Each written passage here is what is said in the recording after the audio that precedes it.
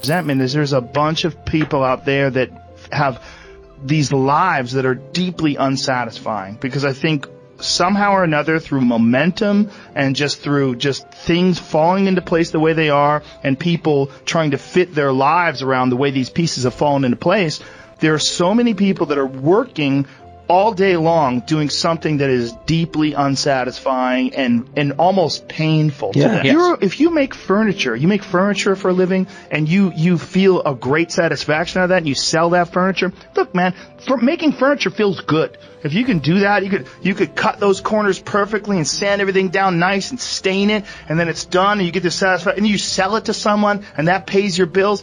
That is infinitely more satisfying than being stuck in some fucking cubicle working for someone that you don't want to work for, having to have these stupid fucking office meetings, talking to people in human resources, sitting down with your supervisor where they evaluate your job performance, and you're not really, you really need to be enthusiastic about this company. This company is your future. You're like, fuck, kill me now. There's a lot of people out there that would way rather do something else, and I hope they understand that they can. Everybody's got these stupid barriers they put in their own head. You got to resist those goddamn things, because they don't do you any good, and they certainly define the potential for your future in a negative way that's not self-serving, and it's not even real.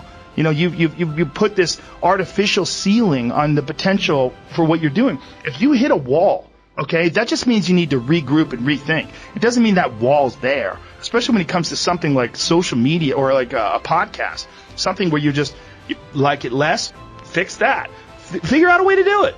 You can do that. And this idea that there's no way to get past the starting block today is just ludicrous. It's crazy. And it's just this poor thinking.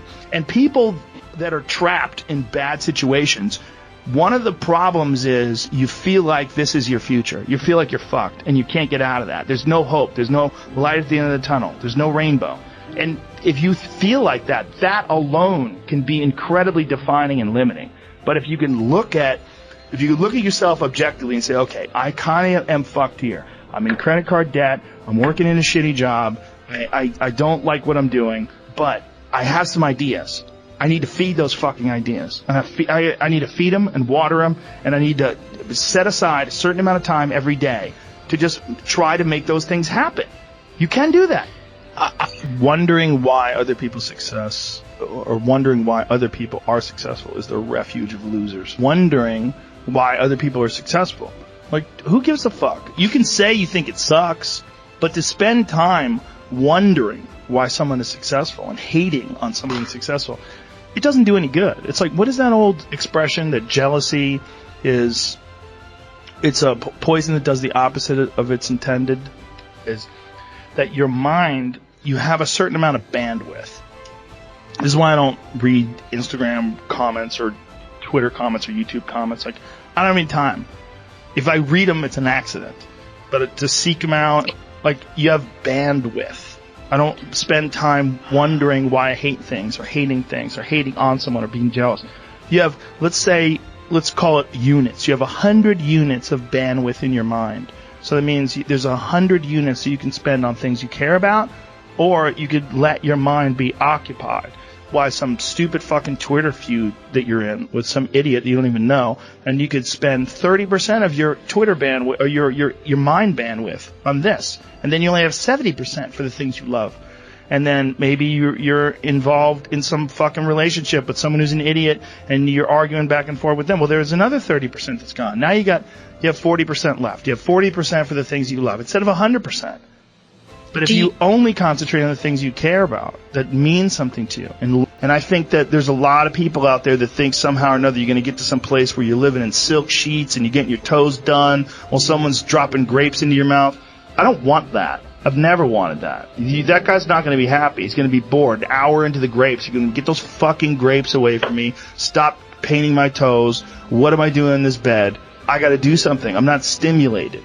The human organism, the animal that we are, needs constant stimulation because it evolved trying to find food and escape enemies, and find shelter, escape nature, escape the elements, try to survive. And this is the great joy that you have in taking care of your children, that you can protect your children from the elements and the enemies and feed them. And it's also the great sadness that you see in losers. When I see a loser, I see some guy who's 43 years old, lives in his parents' basement, and he fucking hates the world. I'm like, that was a baby.